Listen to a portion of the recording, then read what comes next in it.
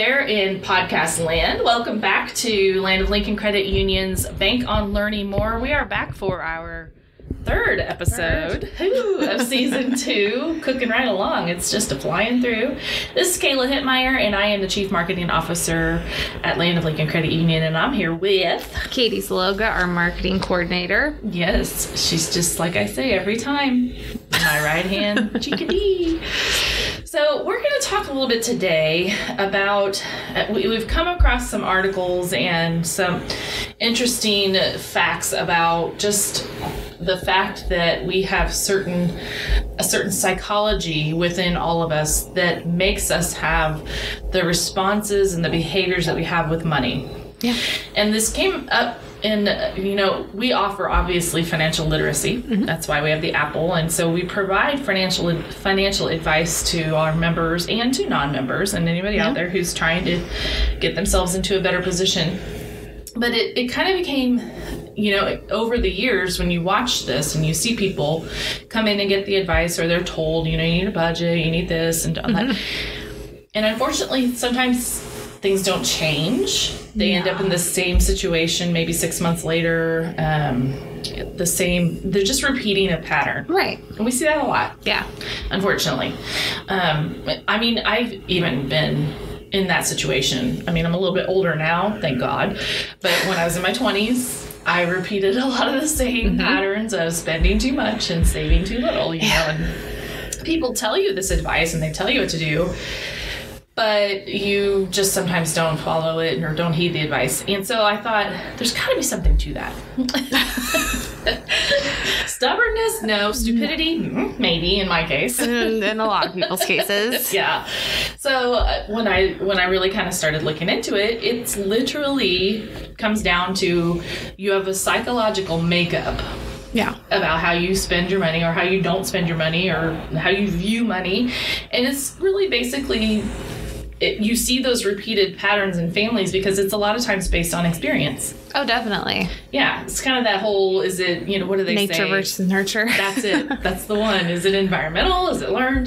So it really can be. And we do see obviously a lot of that pattern in families, or younger kids just starting to open their accounts and their views on money are skewed a little bit because maybe their parents didn't have the best habits with financial, savings and things like that, or maybe they were amazing at it and now they're going to just kick butt at saving money and everything. So it is a little bit of that, but it also can just be how you view things. So we're going to talk a little bit about that. Yeah. And we found this super cool money quiz that you can take, a money personality quiz. We're going to share the link here when we share this podcast and social and on YouTube when we do it. But it's Empower. That's a fintech company that does a lot of kind of like it's a financial technology company that does some financial advice and things like that. But they had a really cool online quiz that you can take to see what kind of money personality you have. I'm going to read through just briefly the descriptions of each, and then Katie and I will give you a little bit more description, and then we will share our personalities. Who we are. And of course, we want you guys out there to take the test and share with us what you are. And then we're going to wrap it up kind of with, okay, I know I have that kind of personality, and here's the weaknesses of it, and here's the strengths of it. How can I adapt it? How can I be more self-aware? Yeah. I want to be more self-aware? That's usually my problem. Yep. It takes a willpower in some of these cases, but they say there are 6 money personalities. The first that they describe, and these aren't in any kind of order of best to least or any of that jazz, it's just how it is, but it's called the idealist. And the idealist is aware that money is a necessary part of life, but you'd rather not get bogged down with money. Now, these are just very general overviews. Okay, so that's the idealist. They know there's money, but they don't really want to get bogged down talking about it and things like that. Right. Second one. So there's also the stockpiler, which they say you're always saving for a rainy day just in case. So plain and simple. Penny pincher. Yeah. They like to save because they never know. Yeah. The next one, the hedonist. You know how to enjoy life. Money's not going to get in the way of your freedom. It's Probably a little dangerous, but there you go. Then we have the celebrity. Why settle for ordinary when you can buy yourself the extraordinary? Okay, we got a little extraness going there. Okay. Then there's the nurturer. Your savings provide for the people you love if they ever find themselves in a pinch. And then finally, the conqueror. Making money comes naturally to you because work is the love of your life. Oh, yes. We all know some of those. So, and again, wherever you fall, it's not a judgment. It's just saying, I think here's how you test it. So. And each one probably has its own good sides along with the bad sides. Exactly. And probably the most successful version would be to have a little of all of these, I would think. But we're going to dive a little bit deeper into these, and you can, as you hear us talking about these, find yourself relating to one or the other, and you can maybe kind of decide, okay, I think I'm this, and then when you take the quiz, see if it matches up. But we're going to start with the idealist. The idealist, again, aware that money is a necessary part of life, but they'd rather not get bogged down with the concept of money. So their superpower, they call it, or their strength, is that they never let money get in the way of doing what's right. The money nightmare. Every day for the rest of your life, you must renegotiate your salary and justify every penny you deserve to be paid. So what does it really mean to them? Out of sight, out of mind for the idealist. Their favorite way to handle money is to ignore it. The idea of amassing a giant fortune is less enticing than connecting deeply with others. You'd rather be surrounded by people you love than conform to the rat race of the corporate world. It doesn't take much for you to enjoy life because you don't get distracted by materialistic things. Your journey to financial independence has not necessarily been smooth, however. Once or twice you found yourself in a financial situation that someone else had to clean up. It's not that you're uncaring or needy. It's just that there are more important things than remembering to pay the electricity bill. People love being around you because you are a reminder that there are always better things in life than money. So the other thing that I've noticed on these, each one of them, is that they kind of bring it back to your childhood. You know, we talked about like past experiences may bring that. So when they get done giving you the description, they kind of say, here's how you can blame it on your childhood or experiences. Growing up, you may not have needed to worry very much about money. This is the idealist. Your bills were paid for you. You never had to think about where the money came from. And now that you're independent and have to think about managing your own money, it's really kind of a foreign language to you. Or maybe you grew up in a community with less resources and you learned to value family and friends more than money. The community around you may have blamed the system of corporate greed, and now having money comes with that subconscious guilt or thought that you're betraying your roots and you don't like corporate greed. So that's where the idealist kind of comes from. One of those two things, they say. That's why you get that psychology that comes from that. The idealist. I like that there's multiple explanations for it too. I do too. Helps make it more relatable. It doesn't just like, oh, well, that's not really me. I do relate to that, but it wasn't that I just had money, things bought for me. Right. Two totally different scenarios can lead you to the same place. Yeah, exactly.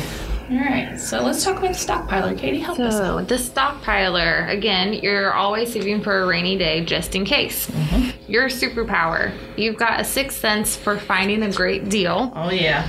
Your money nightmare, surprise, from now on, your most financially irresponsible friend will be in charge of your savings. Oh, Lord.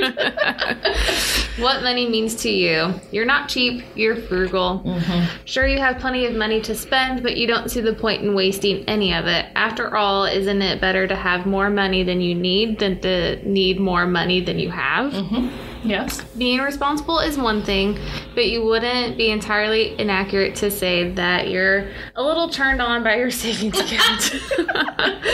Watching your net worth accumulate gives you a feeling of safety and control. You have a tendency to worry, which fuels your ability to save. Okay, so they're worriers. Yeah. Mm-hmm. It can be hard for you to enjoy the money you've earned because spending it on anything but the bare necessities just feels wrong. Huh. Now, how to blame this on your childhood. Mm-hmm. when you were growing up, financial security wasn't a guarantee, and being frugal came out of necessity. Your parents may have grown up in poverty or political instability and passed on that scarcity mentality to you. Or maybe things were fine until, gosh, I'm so bad at reading sometimes. Or maybe things were fine until an unexpected financial crisis, like a parent's job loss or divorce, a defining childhood moment that scared the bleep out of you.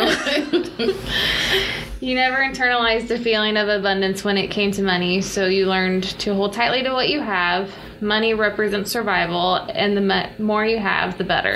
Yeah, so what comes to mind for me here is, like, my grandparents were crazy savers. Like when they passed away, we, went through their things.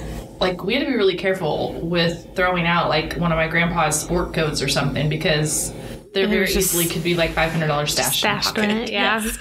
Because and there was money stashed in different places because they grew up during the Great Depression, and they literally, that was like their prime childhood. So it does really ring true that what you experience can shape how you look at money for the rest of your life, because it never changed. They never changed. They just always saved like that. And I guess to me as a parent, but as you enter that parent phase, it's a little bit terrifying when you think about they're watching you. Yeah. And they're, and every little, because I can remember things as a child and that my parents did, and thinking, that it shaped me, and I still remember it. Yeah. And so it's hard as a parent to think, I got to really be careful here, because I'm forming habits for them that can help their life or continue this pattern of ridiculousness. Right. It's a little bit terrifying. Let's not go that route. So I guess the main thing there is, as a parent, and like they talked about, a parent may lose a job or a divorce that kind of changes the way the financial picture is for a family, and it can reshape things. There's not a whole lot you can do there, except those try to shield them a little bit from the trials that come from it. But I do know from raising kids that there are plenty out there who they have not passed on the value of a dollar to their kids, and I mean, I've been guilty of it too. I'm not judging anybody, but it's easy sometimes if you're doing okay to just, they need this, they need the shoes, they need this, go. But it's good to sometimes pause and say, if this is something, it's that needs versus wants. If this is something that you need, okay, but just so you know, it's not cheap. You need to take care of it, things like that. If it's a want, make them save it. Make them save for it. Yeah. So. Or wait. Just wait. Yes. I feel like waiting's just There's a good tip that comes up later on we're going to talk about. So, okay, so the third one, the hedonist, cracks me up that they call it that. You know how to enjoy life. Money's not going to get in your way of your freedom. Your superpowers, you can instantly turn money into joy. Sounds pretty great, right? But a money nightmare for a hedonist is that all discretionary spending power gets taken away from you. They have plenty of money, but it can only be used for bare essentials. That's a nightmare for a hedonist. Yeah. So what does money mean to the hedonist? You can't take your cash to the grave, so you may as well enjoy it while you can. Celebrate something. This round's on you. It's a good time, Charlie. See a good sale on plane tickets? You're packing your bags. Let's be honest, their bags are already packed. Right. They've got one ready. They've been ready. Whoever said money can't buy happiness just needs to spend more time around you. Some people may think that you are irresponsible, but what they don't see is your hustle behind the scenes. And a lot of people are like this. They work hard, play hard. Yeah. That's their philosophy. I honestly think I might have been that way a little bit in my 20s. I was like, I'm going to work hard to play hard, because I traveled and had good times and did different things. So, and I think that kind of can be when you're sowing your oats. Kind of, I sound so ancient, like literally back in my day. But you can do that. I think you see that a little bit in your 20s. You want to live a little and have fun, and you don't save enough. So, but at any rate, did you really spend that much treating yourself last month? When you really look back at your bank statements, you might panic a little bit. It's not that you regret the experience. It's just that you may now have some financial repair work to do as a result of it. How can you blame this one on your childhood? Well, early on, you learn to associate love, joy, happiness with splurging on material things. Spending money is an expression of love, whether it's for others or for yourself. Self-care, right? You may have grown up quite well off and gotten used to a certain standard of living that you now cannot imagine not having. Can't imagine not having. Yeah. Or you may have grown up with extremely frugal parents who saw luxuries and splurges as a waste. And their conservative spending didn't get passed down to you, and you were like, no, I'm doing this right for myself, and I'm going to go spend. So you did without. Now you're like, I'm not going to do that anymore. So very interesting. Indeed. And again, two opposite ends of the spectrum can kind of lead you to the same. Yeah, you're right. It did kind of happen again. So yeah. And I do think, I think, I honestly think that you can go through phases on some of these too. Oh, definitely. Like maybe we all experience these at different times. Yeah. It's not just you're this the rest of your adult life. How do you fix it? Yeah. Because I'm hoping to get to this one at some point. We're going to spend. You're giving a little hint into how you tested on this one. But like I said, I think I was this in my 20s. I mean, I don't want to call myself the hedonist. That's a little bit weird. But I definitely think I spent some time in that area. Yeah. All right, let's do the next one. The celebrity. Again, that's why settle for the ordinary when you can buy yourself the extraordinary. Your superpower. You have a talent for upgrading everything in your life. Your money nightmare is your credit card was declined in front of people you were trying to impress. Mortifying. And you have no other means of payment. Yeah, that's no bueno. Let's see. So what money means to you. You're down to splurge because you know it's worth the investment. You're adept to perceiving yourself through the eyes of others and know that money is an ineffective way to signal success and status. Your taste for elegance has kept you well connected professionally and socially around the world. Your connections have translated into real opportunities. Your phone contacts are a goldmine for people who can get you access to that private party, discounts at the festival, or even bring you front and center stage to the movie premiere. Alrighty then. There's nothing wrong with spending money to impress others and build connections. Sometimes this sort of extravagance can be hard on the wallet. Yep. If you've got a regular habit of buying things you can't necessarily afford, it may be time to do some financial cleanup. Yeah, I think we all have friends or family members who fall in this category. Yep. Yeah. How to blame this all on your childhood. Growing up, your family might not have had money to purchase things that would have made you happy. You might have felt excluded from groups you wanted to be a part of so badly. At some point, you realize that money is an indirect way to buy yourself into inner circles. Now that you're financially independent, you budget for the extravagant. Interesting. Yeah, so maybe you never know that impact of being in high school and not being a part of maybe some of your friends are a little bit wealthier, their families are wealthier and they've got nicer things and they go nicer places and you've got a little envy that it leads you into being an adult who's like, I'm going to splurge on these things. I want to be in the in crowd now. Yeah, I'm sure that can have a lasting impact for some. I don't know that I have ever really found myself in this category. I'm not real big on but I have had friends who are like, yes, I know people who definitely are. Yeah. But yeah, I haven't found myself there. I have found myself feeling that way, of feeling left out because of money and things people had, but it's not impacted me enough to that's interesting. Counteract it. It's interesting, those little experiences that maybe seem so insignificant can set you up for, this is what I'm doing. Yeah. And you don't realize it till way later. Right. Yeah. Okay. So the next one, the nurturer.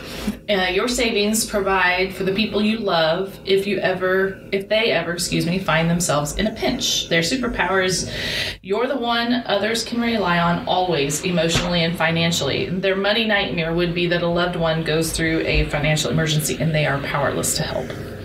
What does money mean to the nurturer? You're seen as the parent of your friend group.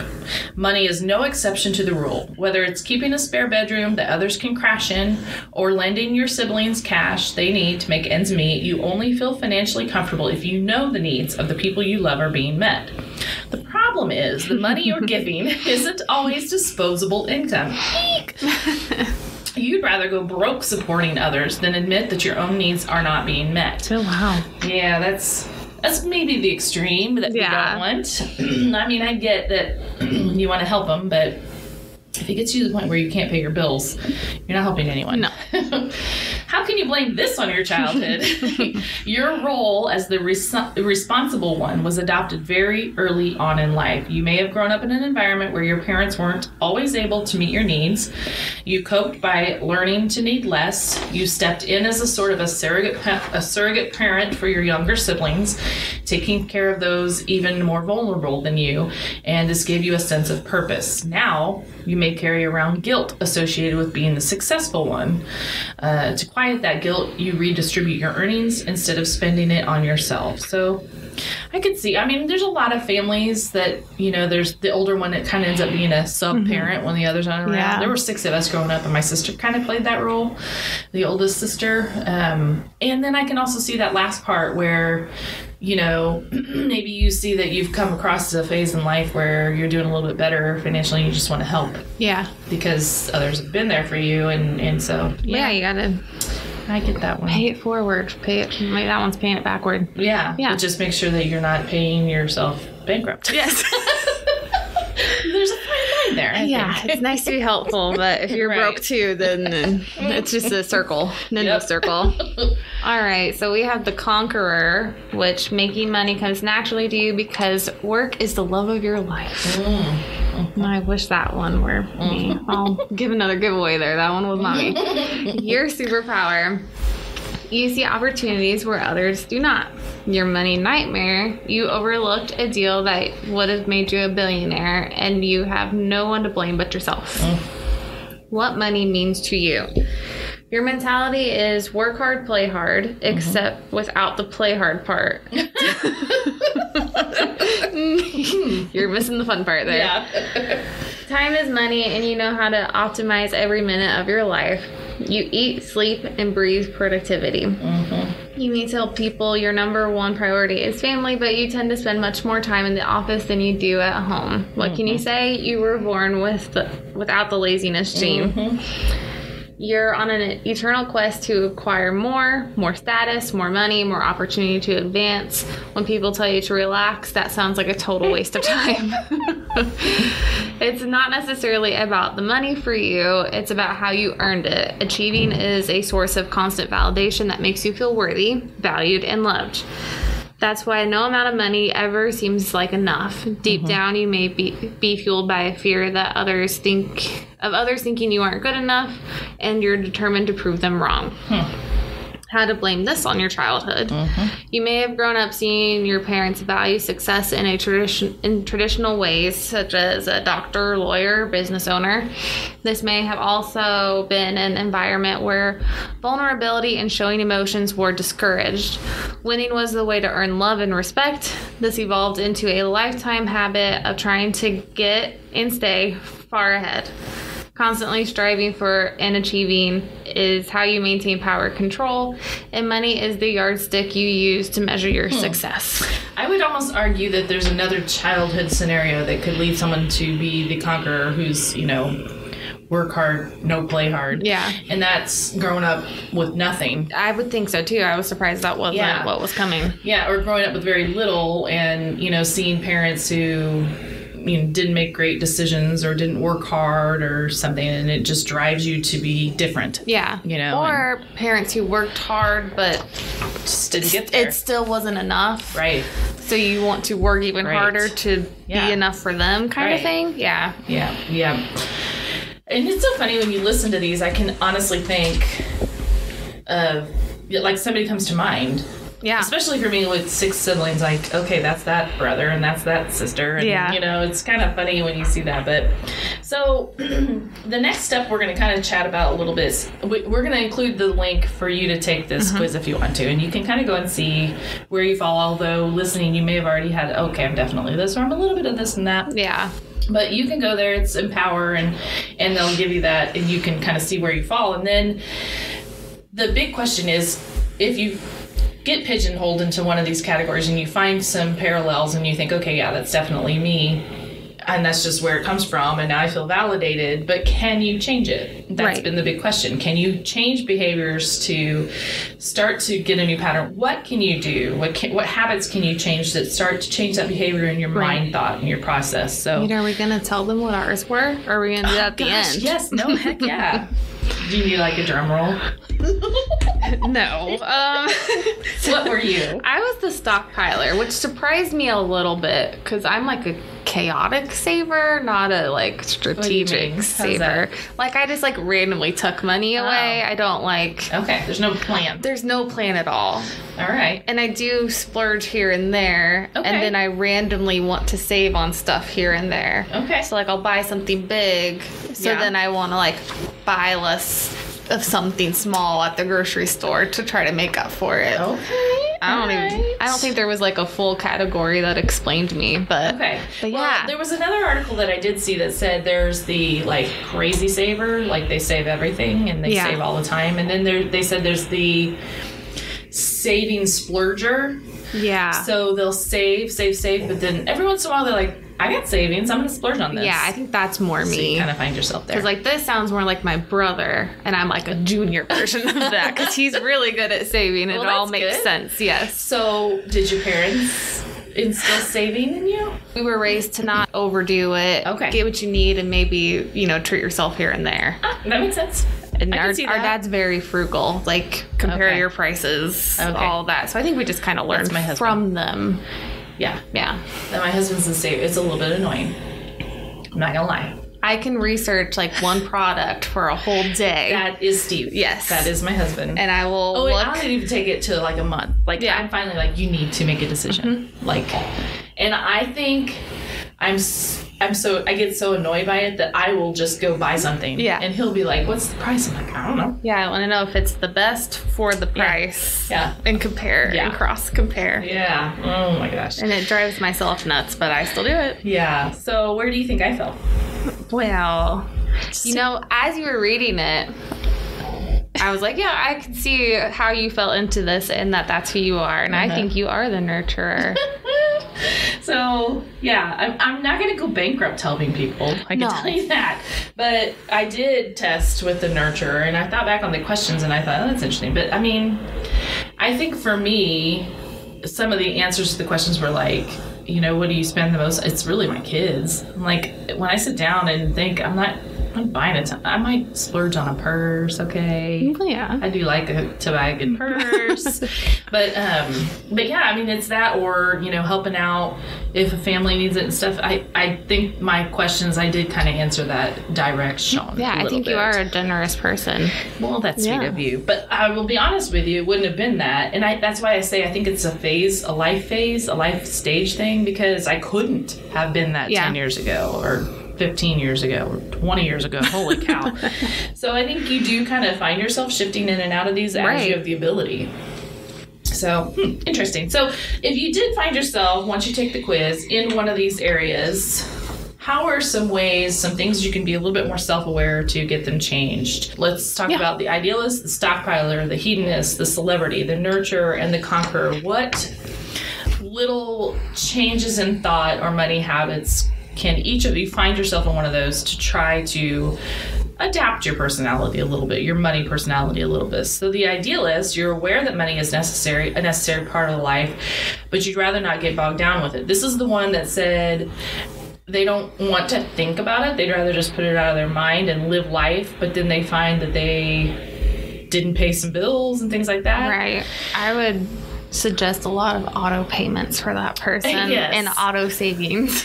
I would also say you need to set aside time each month to sit down, review your budget, look over your bills, and if you don't have a budget, create one. Even though you don't like to talk about it, look at it, you have to touch it at least once a month to just see that you're in line and that you're doing things. Force yourself. Schedule it on the calendar and get in there and schedule a time to look at your budget and make some plans.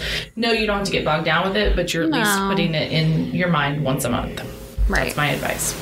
The stockpiler, always saving money for a rainy day just in case, but really they just penny pinch everything and never, ever, ever, ever, ever spend.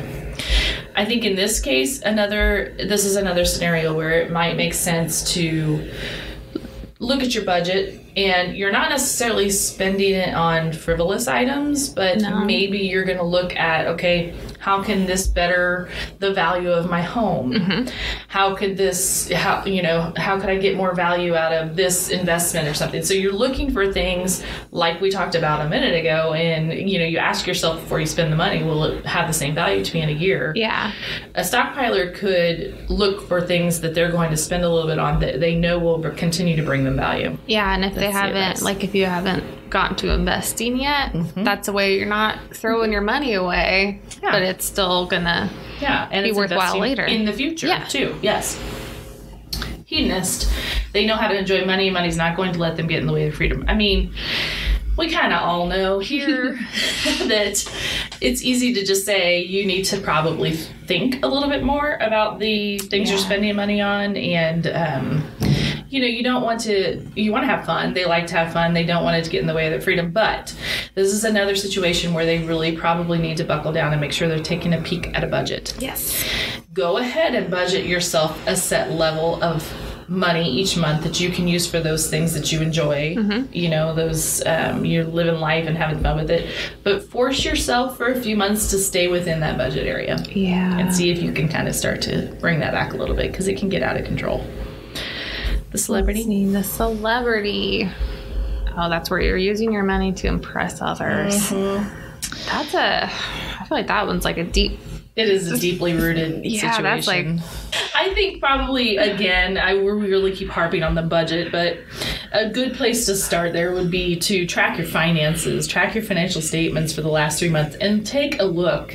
It may very much surprise you when you look at how much you've spent on things that just, in the grand scheme of things, did I need that? What was my motivation? Right.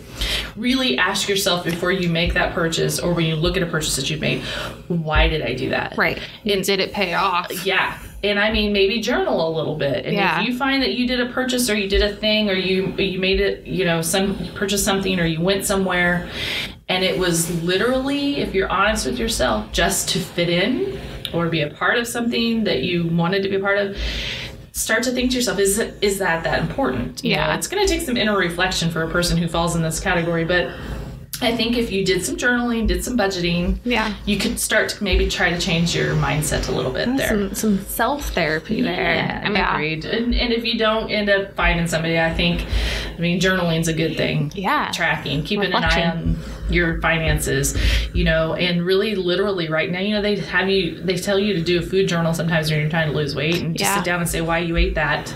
And how did you feel after you ate it? I mean, you may do the same exact thing when you're talking about why did I pay for that and go do that. And then when you look back at that and you see a whole bunch of them, and you're like, oh, that was the wrong reason. It was just so unfulfilling. Yeah. You may find that and just try to start thinking about that before you make the purchase. The nurture savings provide for people you love if they ever find themselves in a pinch. As a nurturer who fell in this category, what I would suggest there is that you're there for them, especially emotionally, and you don't always have to be the one who opens your wallet. No. You can be the one who opens the resources. Yes. So look for, there have been plenty of times where maybe I'm not just going to cut a check for somebody that I know needs it, but I'm going to put them in touch with the right person. I say that all the time when people say, oh, do you give money, to a person on the street with a sign. I need money. God bless you. I need money.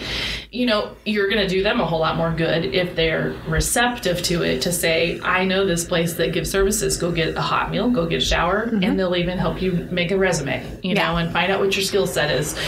You're going to do somebody more good if you get them that resource than just, even if you have the means, you're going to do them more good to give them a resource rather than just cutting a check, because it can kind of become a pattern for some to just, we all have been in situations where you've helped somebody and then literally they turn around a month later and they need help again. Well, that's what I'm thinking on a more personal level, not somebody on the street, but if you have a family member who maybe struggles with money or a close friend, it's okay to help them. And again, that'd be something to work into your budget. Like, don't give more than what you have, but maybe say, hey, I can give you this much for the next 3 months while you look for a new job. Right. Or while you do something, you or know, let's look at what's causing this to continue to happen. I can give you this much right now or for however long, but I can't keep doing this. Let's work on how to get you out of the situation. Yes. Let's get to the root of the issue. Yeah. And a lot of times in financial situations like this, the root of the issue is that 1,